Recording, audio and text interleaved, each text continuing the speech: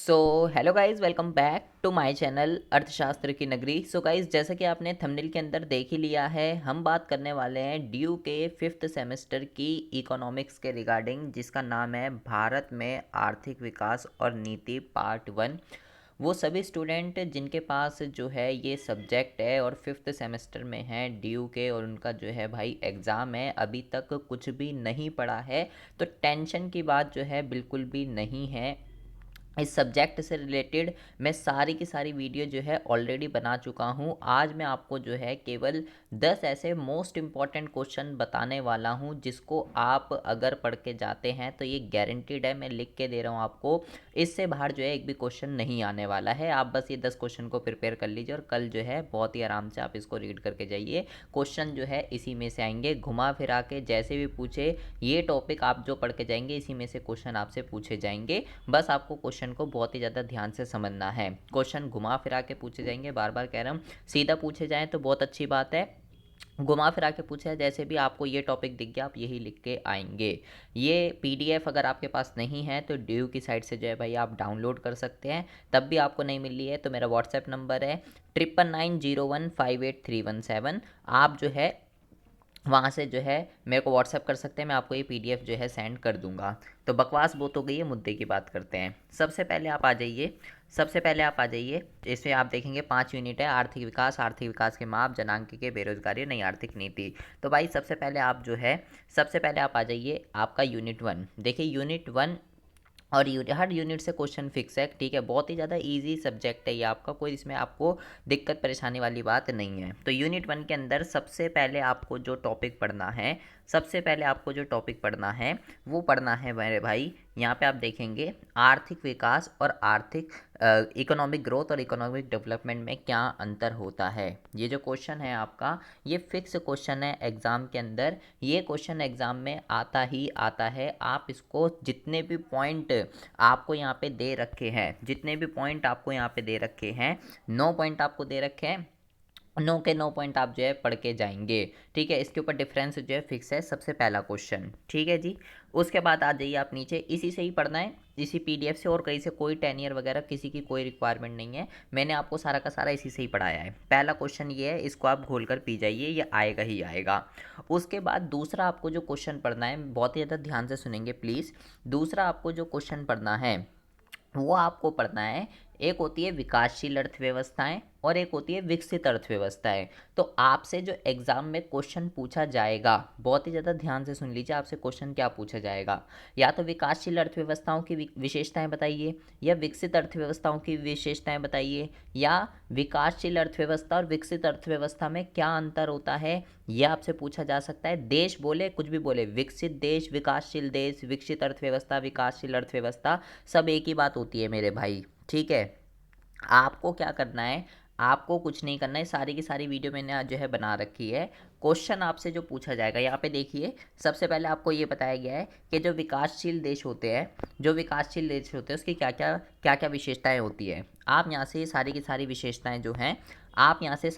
विशेषताएं जो हैं, पढ़ लेंगे, ठीक है जी। यहाँ पे देखेंगे जैसे प्रति व्यक्ति आय निम्न होती है, जनसंख्या का बढ़ता दबाव होता है, बेरोजगारी की समस्या होती है, ये सारी की सारी जो है आपको विकासशील की दे रखी है।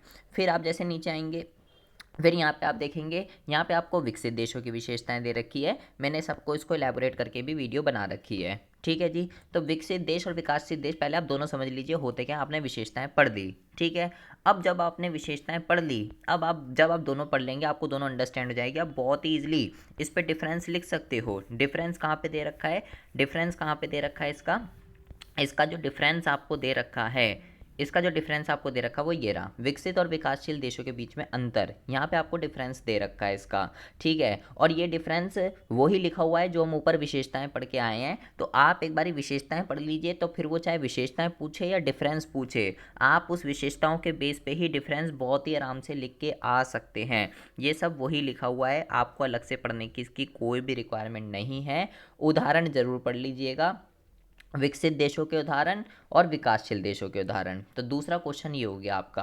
पहला क्या था, इकोनॉमिक ग्रोथ और इकोनॉमिक डेवलपमेंट में अंतर हो गया, विकसित और विकासशील देशों के बीच में अंतर हो गया। ठीक है, दूसरा क्वेश्चन विशेषताएं पूछे विशेषताएं लिख देगा, और डिफरेंस पूछे तो डिफरेंस लिख दीजिएगा। दोनों के दोनों काम आपके हो जाएंगे एक ही उससे। ठीक है जी। अच्छा, उसके बाद बेटा तीसरा क्वेश्चन जो आता है आपका, यह आता है आपका धारणीय विकास। धारणीय विकास जो है ये एक बहुत ही इंपॉर्टेंट टॉपिक है। इसके रिगार्डिंग धारणीय विकास क्या होता है, धारणीय विकास की क्या क्या विशेषताएं होती हैं, ठीक है, धारणीय विकास की क्या क्या स्ट्रैटेजीज होती हैं, एंड पर्यावरण संरक्षण जो है ये क्या होता है, इसके रिगार्डिंग मैंने क्लास 12th की वीडियो बना रखी है, प्लेलिस्ट के अंदर भी 5th वाले के अंदर ऐड है।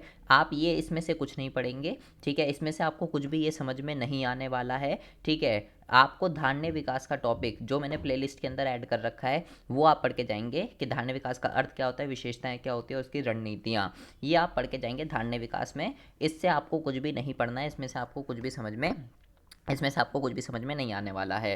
तो तीसरा जो टॉपिक है वो है धारणीय विकास, सस्टेनेबल डेवलपमेंट इसको कहते हैं। ठीक है, ये क्वेश्चन एग्जाम में आना ही आना है। तो 3 टॉपिक मैंने आपको बताए हैं मेरे भाई, कौन से, यूनिट नंबर 1 से। ये कुछ नहीं पढ़ना आपको, इसमें से कुछ भी समझ में नहीं आने वाला है, बार बार कह रहा हूँ। ठीक है, पहला आपको बनाते ग्रोथ और डेवलपमेंट और विकासशील और विकसित, और तीसरा मैंने आपको बता दिया धारणीय विकास। तो पहले यूनिट में से आपके 3 क्वेश्चन बन गए हैं। ठीक है जी। उसके बाद आ जाइए भाई यूनिट नंबर 2। पहले यूनिट से हो गए 3, अब आ जाइए यूनिट नंबर 2। यूनिट नंबर 2 आपकी बहुत ज़्यादा इंपॉर्टेंट है, फिक्स क्वेश्चन है, घर से ही लिख के लेके जा सकते हो। ठीक है जी।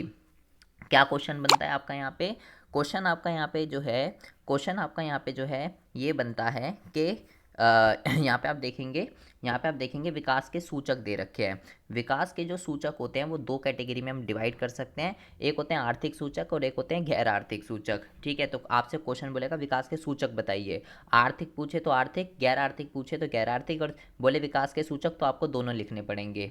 तो आपका जो 4th क्वेश्चन बनता है वो होता है आर्थिक विकास के सूचक बताइए। तो यहाँ पे आर्थिक वाले ये लिखे हुए हैं, सारे के सारे मैंने एलेबोरेट करके बता रखे हैं आपको, वीडियो आप देख सकते हैं। ठीक है, फिर आप नीचे आएंगे, ये आपके यहाँ पे आप ये आर्थिक विकास के सूचक दे रखे हैं, फिर ये गैर आर्थिक विकास के सूचक दे रखे हैं, आर्थिक भी बता रखे हैं, गैर आर्थिक भी बता रखे हैं। ठीक है, ये है आर्थिक विकास के सूचक। ठीक है, ध्यान से सुन लीजिए क्वेश्चन, आर्थिक विकास के सूचक हैं ये सूचक। ठीक है, क्योंकि दूसरा जो क्वेश्चन है, अब जो दूसरा क्वेश्चन बनेगा आपका, 5वां जो क्वेश्चन बनेगा वो बनेगा आपका, अब आ जाइए यहाँ पे, अगला जो क्वेश्चन बनेगा आपका ये आर्थिक विकास के निर्धारक तत्व, या इसको कारक भी आप कह सकते हो, तत्व या कारक। यहाँ पे दे रखा है ना, आप देखेंगे यहाँ पे आपको दे रखा है आर्थिक विकास को प्रभावित करने वाले कारक, इसमें भी ऐसे ही होता है आर्थिक कारक गैर आर्थिक कारक। तो आप पहले ये देख लीजिएगा, आप पहले क्वेश्चन में देख लीजिएगा कि कारक पूछ रहा है आपसे या सूचक पूछ रहा है आपसे। कहीं पता चला पूछ रहा हो आपसे सूचक, आप लिख के आ जाए कारक, और पूछ रहा हो कारक, आप लिख के आ जाए सूचक, ये बात आप ध्यान रखिएगा। तो यूनिट 2 में सबसे पहला क्वेश्चन है सूचक का, दूसरा क्वेश्चन है कारक का। ठीक है, और तीसरा आपको जो क्वेश्चन पढ़ना है वो क्या पढ़ना है मेरे भाई, तीसरा आपको जो क्वेश्चन पढ़ना है यहाँ से, यहाँ पे आप देखेंगे एक टॉपिक था पूंजी निर्माण। ठीक है, पूंजी निर्माण का अर्थ पढ़ लेंगे आप पहले यहाँ से कि पूंजी निर्माण क्या होता है, और उसके बाद ये कुछ नहीं पढ़ना आपको। ठीक है, ये सब कुछ नहीं पढ़ना आपको। पूंजी निर्माण के बाद मैंने आपको, जब मैं आपको पढ़ा रहा था, तो यहाँ पे आप आ जाएंगे, ये यहाँ पे लिखा हुआ है पूंजी निर्माण का महत्व। ये क्वेश्चन एग्जाम में आएगा ही आएगा कि पूंजी निर्माण का महत्व क्या होता है। तो तीसरा क्वेश्चन जो आपको पढ़ना है यूनिट 2 में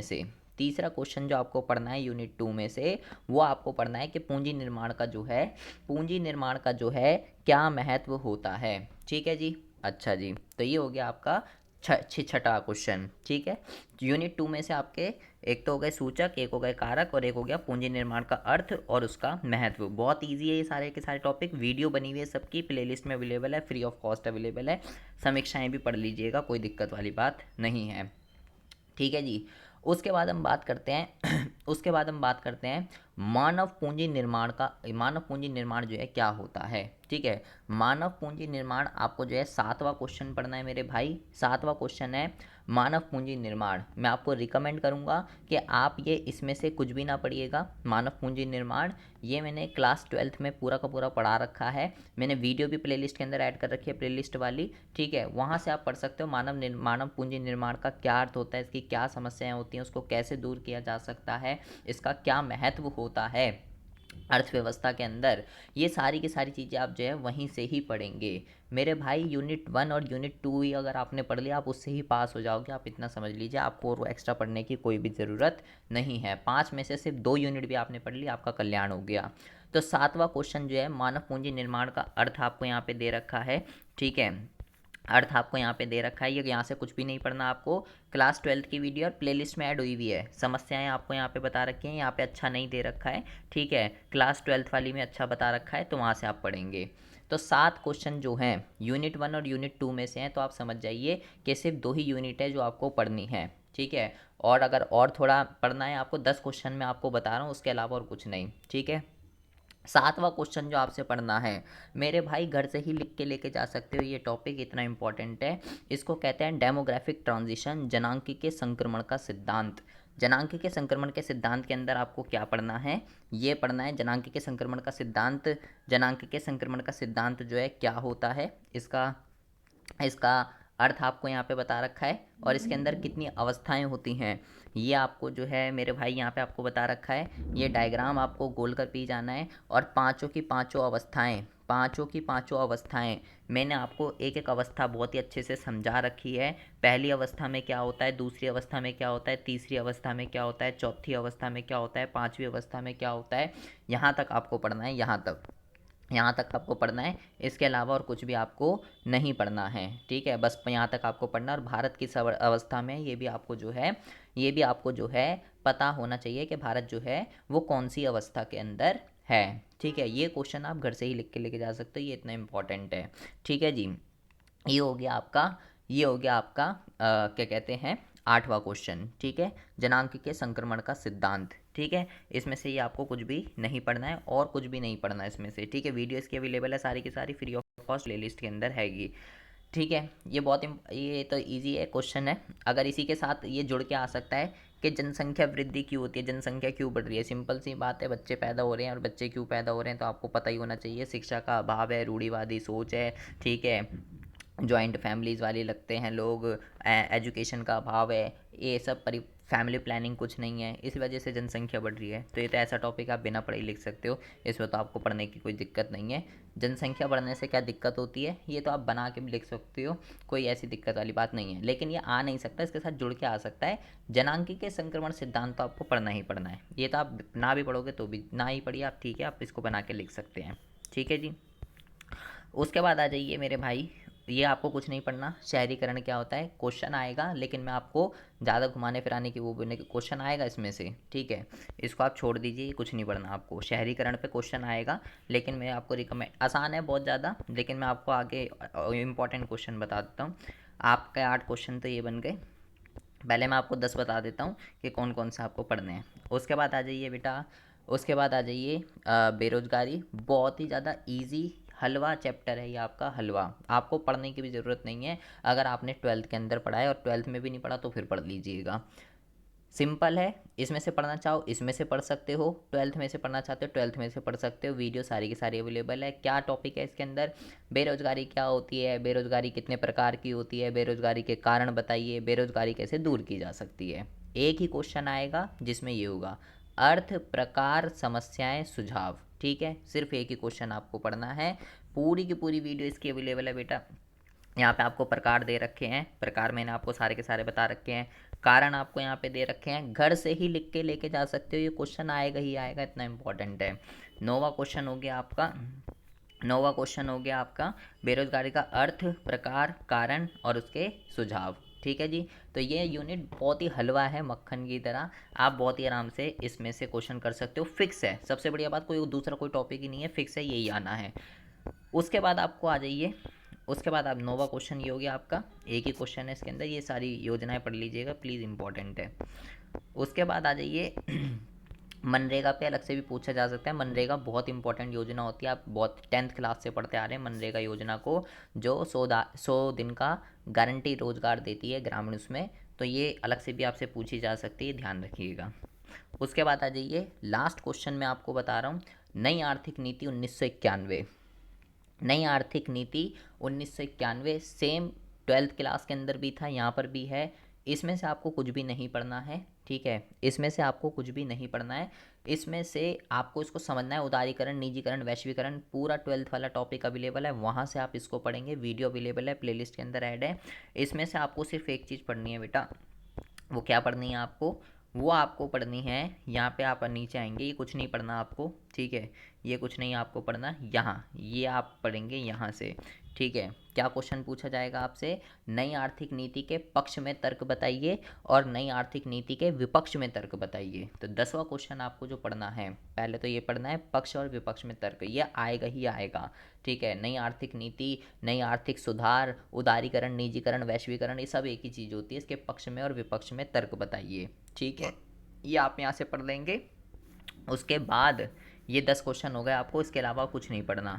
लेकिन आपको भाई उदारीकरण, निजीकरण और वैश्वीकरण, ठीक है, इसी चैप्टर के अंदर है, ये पढ़ लीजिएगा, ठीक है। उद्देश्य, नई आर्थिक नीति के उद्देश्य, ठीक है। यहाँ पे जो है ये उदारीकरण क्या होता है, निजीकरण क्या होता है और वैश्वीकरण क्या होता है, ये मैंने 12th क्लास के अंदर बहुत ही अच्छे से पढ़ा रखा है। इसमें से आपको कुछ भी समझ में नहीं आने वाला है, इसमें से आप ये कुछ भी नहीं पढ़ेंगे। आप ये जो पढ़ेंगे टॉपिक क्लास 12th की वीडियो से पढ़ेंगे, प्लेलिस्ट के अंदर ऐड है, ना मिले तो मुझे बता दीजिएगा, ठीक है। बस ये 10 क्वेश्चन आप पढ़ लीजिए, आपका इन 10 क्वेश्चन के अंदर जो है कल्याण हो जाएगा। इसके अलावा आपको कुछ नहीं पढ़ना, इसी पीडीएफ से पढ़ना है। फिक्स क्वेश्चन भी मैंने आपको बता दिए हैं, फिक्स जो बता रहा हूँ, बेरोजगारी वाला चैप्टर फिक्स क्वेश्चन है, ठीक है। जनांक के संक्रमण सिद्धांत फिक्स क्वेश्चन है। यूनिट 2 सूचक और कारक फिक्स क्वेश्चन है। यूनिट 1 आर्थिक विकास और आर्थिक इकोनॉमिक ग्रोथ और इकोनॉमिक डेवलपमेंट फिक्स क्वेश्चन है। विकसित और विकासशील देश फिक्स क्वेश्चन है। मतलब 10 में से भी अगर 5 पढ़ना चाहते हो तो 5 भी आप पढ़ सकते हो, वो भी मैंने आपको बता दिए हैं। बस इतना पढ़ लीजिए, 5 क्वेश्चन, आपका कल कल्याण जो है बहुत ही आराम से हो जाएगा, ठीक है जी। मिलते हैं आपसे नेक्स्ट वीडियो में ऐसी इंटरेस्टिंग टॉपिक के साथ। तब तक के लिए have a good day, bye bye, take care.